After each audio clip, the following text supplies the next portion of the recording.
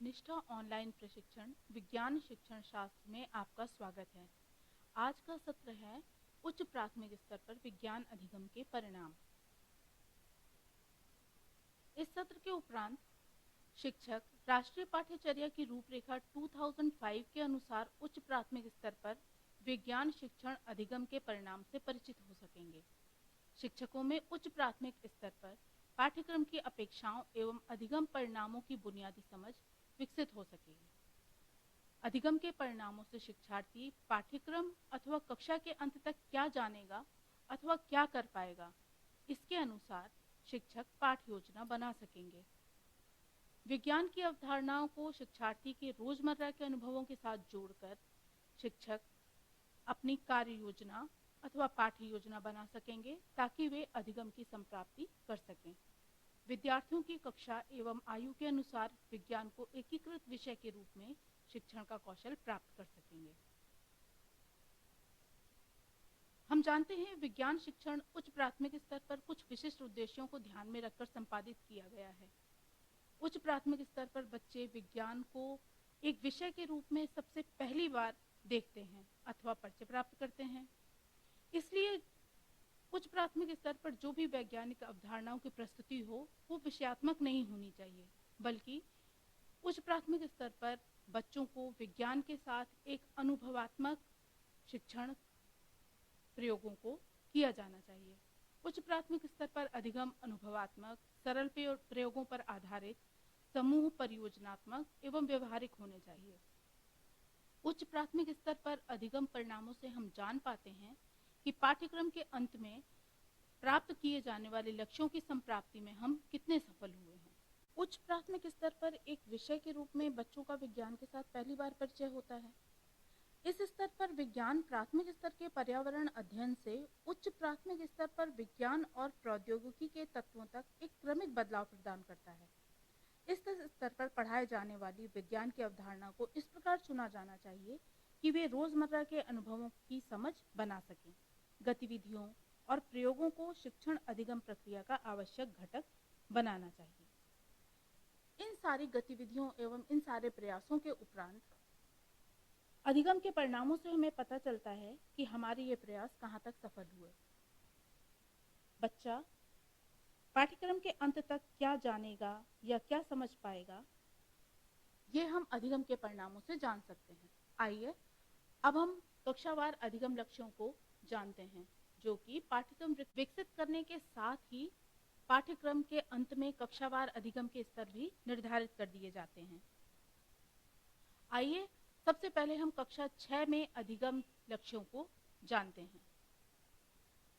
हम ऐसा मानकर चलते हैं कि पाठ्यक्रम के अंत में विद्यार्थी अवलोकन योग्य विशेषताओं यानी उपस्थिति, बनावट, कार्य, सुगंध के आधार पर सामग्रियों और जीवों की पहचान कर पाएगा, जैसे पौधों के तंतु और फूल आदि। अवलोकन के द्वारा ही वो बनावट और कार्य के आधार पर मूसला जड़ और रेशेदार जड़ों में अंतर कर पाता है। विद्युत रोधी अथवा विद्युत संवाहक इन वस्तुओं में अंतर कर पाता है।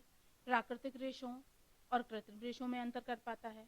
बच्चे इन चीजों को केवल क्या के आधार पर पृथक न कर सके, बल्कि इनका उपयोग क्यों और कैसे के आधार पर कर सके। रेशा और धागा की जानकारी उसे स्थानीय कलाओं को जीवित रखने की योग्यता प्रदान कर सकता है।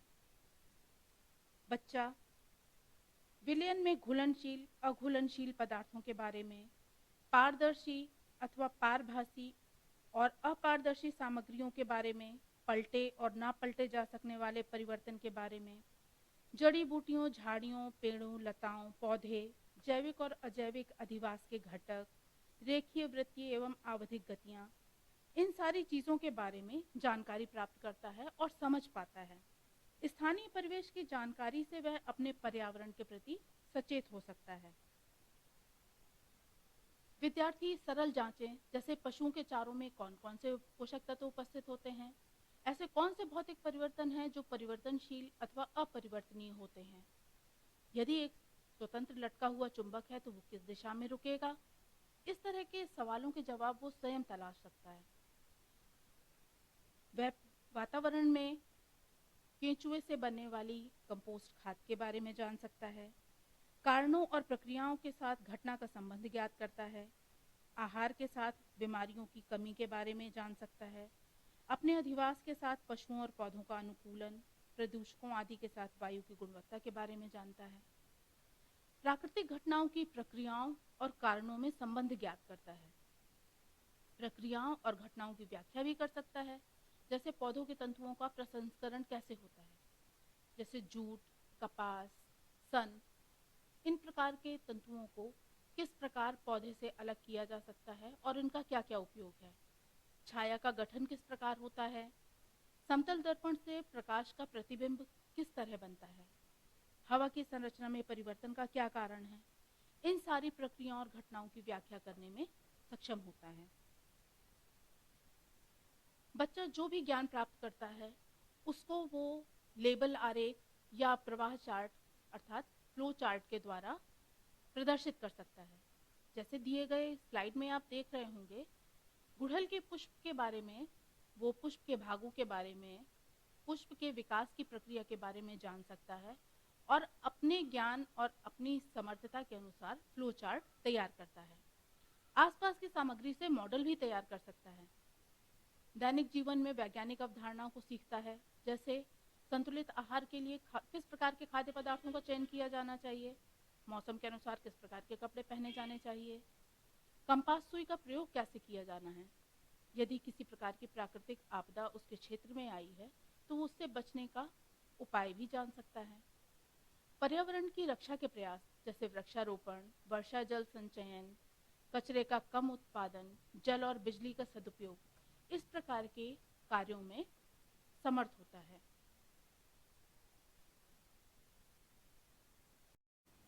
आइए अब हम कक्षा 7 के अधिगम के परिणामों के बारे में जानते हैं। कक्षा 7 के विद्यार्थी पाठ्यक्रम के अंत में अवलोकन योग्य सुविधाओं द्वारा सामग्रियों और जीवों की पहचान करने में सक्षम होते हैं, जैसे पशु रेशा, दांत के प्रकार, दर्पण और लेंस आदि। सामग्री और जीवों को उनके गुणों, संरचना और कार्यों के आधार पर अलग कर सकते हैं, जैसे विभिन्न जीवों में पाचन, एक लिंगी और द्विलिंगी फूल, ऊष्मा चालक, ऊष्मारोधी, अम्लीय, क्षारीय और उदासीन पदार्थ। दर्पण और लेंस द्वारा बनाई गई छवियों आदि को उनके गुणों, संरचना और कार्य के आधार पर अलग करते हैं। गुणों और विशेषताओं के आधार पर सामग्री और जीवों को वर्गीकृत कर पाते हैं, जैसे पौधे और पशु फाइबर, भौतिक और रासायनिक परिवर्तन। सवालों के जवाब तलाशने के लिए सरल जांच कर पाते हैं, जैसे क्या हरे रंग की पत्तियां प्रकाश संश्लेषण करती हैं अथवा दूसरे रंग की पत्तियां भी प्रकाश संश्लेषण करती हैं, क्या श्वेत प्रकाश कई रंगों से मिलकर बना है। इसी प्रकार के कई सवालों के जवाब वह स्वयं से तलाश करने का प्रयास कर सकता है। रासायनिक समीकरणों को लिख सकता है, जैसे प्रकाश संश्लेषण की क्रिया कार्बन डाइऑक्साइड, जल एवं सूर्य के प्रकाश की उपस्थिति में कार्बोहाइड्रेट बनाने की प्रक्रिया को समीकरण के रूप में लिख सकता है। लेवल आरेख, प्रवाह चार्ट, आवश्यकता अनुसार ग्राफ निर्माण, मॉडल आदि का निर्माण कर पाता है। प्रक्रियाओं और घटनाओं की व्याख्या कर लेता है, जैसे पशु फाइबर का प्रसंस्करण, ताप हस्तांतरण के तरीके, मानव और पौधों में अंग और प्रणालियां आदि। दैनिक जीवन में वैज्ञानिक अवधारणाओं की शिक्षाओं को लागू कर लेता है, जैसे वो मिट्टी में पाए जाने वाले अम्लीय गुण से कैसे निपटना है, मिट्टी का परीक्षण कैसे करना है, मिट्टी के अम्लीय अथवा क्षारीय गुण का उपचार कैसे करना है, मिट्टी का क्षरण क्या है, इसको कैसे रोका जा सकता है, पर्यावरण के अनुसार वानस्पतिक प्रसार द्वारा खेती करना, आपदाओं के दौरान क्या किया जा सकता है और बाद में क्या प्रयास किया जा सकता है, प्रदूषित जल के पुनः उपयोग के लिए उपचार के तरीकों के सुझाव अथवा पर्यावरण की रक्षा के लिए स्वच्छता संबंधी नियमों का अभ्यास। इन सारी अवधारणाओं को वो अपने दैनिक जीवन में लागू करने में सक्षम होता है। आइए अब हम कक्षा 8 के अधिगम परिणामों के बारे में जानकारी लेते हैं। कक्षा 8 में विद्यार्थी सामग्रियों और जीवों में विभेद करता है, जैसे प्राकृतिक और मानव निर्मित रेशा, संपर्क और गैर संपर्क बल, विद्युत के चालक और कुचालक तरल पदार्थ, पादप और जंतु कोशिकाओं में, बच्चे और अंडे देने वाले जंतुओं में अंतर कर पाता है। विशेषताओं के आधार पर सामग्रियों और जीवों को वर्गीकृत करता है, जैसे धातु अधातु, खरीफ और रबी की फसलें, उपयोगी और हानिकारक सूक्ष्म जीव, लैंगिक और अलैंगिक प्रजनन, समाप्त होने वाले और समाप्त न होने वाले प्राकृतिक संसाधन। सवालों के जवाब तलाशने के लिए सरल जांचें भी कर सकता है, जैसे अचार मुरब्बे में नमक और चीनी क्यों डाला जाता है? क्या तरल पदार्थ समान गहराई पर समान दबाव डालते हैं? इस प्रकार के सवालों के जवाब तलाशने में सक्षम होता है। विद्यार्थी आपतन और परावर्तन के कोण माप सकता है, सूक्ष्म जीवों की स्लाइड बना लेता है, जैसे प्याज के छिलकों की स्लाइड, गाल की कोशिकाओं की स्लाइड। इनकी स्लाइड बनाकर सूक्ष्म विशेषताओं का वर्णन कर सकता है। विद्यार्थी कोशिका, आंख, मानव के प्रजनन अंगों की संरचना, प्रयोगात्मक सेटअप आदि के लेवल आरेख या फ्लो चार्ट बना लेता है। आसपास से सामग्री का उपयोग करके मॉडल का निर्माण कर लेता है। वैज्ञानिक अवधारणाओं का प्रयोग कर दैनिक जीवन में उपयोग करता है, जैसे पानी को शुद्ध करना, बायोडिग्रेडेबल या नॉन बायोडिग्रेडेबल कचरे का वर्गीकरण करना, धातु अधातु को अलग करना, फसल उत्पादन में वृद्धि करना, घर्षण को बढ़ाना अथवा कम करना, किशोर अवस्था के बारे में मिथक और वर्जनाओं को चुनौती देना जैसे कार्य करने में सक्षम होता है। विद्यार्थी पर्यावरण की रक्षा के लिए संसाधनों के विवेकपूर्ण प्रयोग में भी सक्षम हो जाता है। फसलों के उत्पादन में उर्वरकों और कीटनाशकों का नियंत्रित उपयोग कैसे किया जाए अथवा इनके अनियंत्रित उपयोग से क्या हानि अथवा क्या लाभ है, ऐसी जानकारी प्राप्त करने में सक्षम होता है।